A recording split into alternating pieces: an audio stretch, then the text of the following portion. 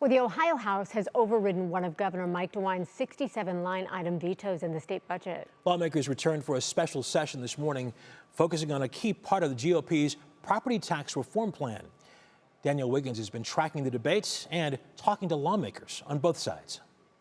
Have all members now voted? The clerk will take the roll. With a vote of 61 in favor and 28 against, The item, having received and required constitutional majority, has passed. the Ohio House has voted to override Governor Mike DeWine's veto on property tax levy restrictions for local governments and school districts. With who we actually have butts in seats, we had votes for one. Republican Representative David Thomas, who backed the veto override, says the House was supposed to take up 3 of Governor DeWine's vetoes Monday involving property taxes. For those other much more impactful vetoes, we did not have the votes today. Recently, Governor DeWine vetoed 4 property tax measures in the state budget, saying they would threaten the financial stability of public schools. The Republican House majority was able to add back in the measure that eliminates emergency, replacement, and combined school district income tax and fixed sum property tax levies.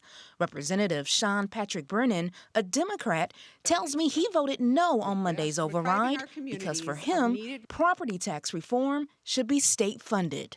The state can afford to do that.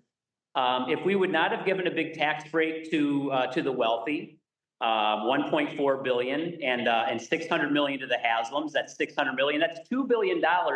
We could have done something very substantive on property taxes in Ohio. Both sides agree reform is needed, but the path to get there is right now undecided.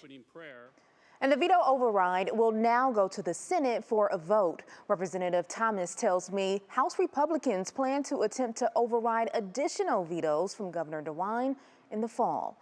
And Russ and Christie, speaking of Governor DeWine, he announced members of his property tax reform working group today.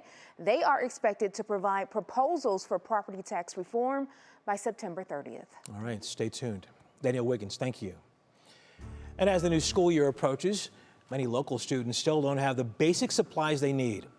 That's why WKYC is teaming up with United Way for a special school supply fundraiser, and we need your help. You can just scan that QR code you see on your screen right now to make a donation to support local students here with supplies, meals, mental health resources, and more. The fundraiser is going on now through August 11th, and we just know that together we can give every child the tools they need to learn and grow and thrive.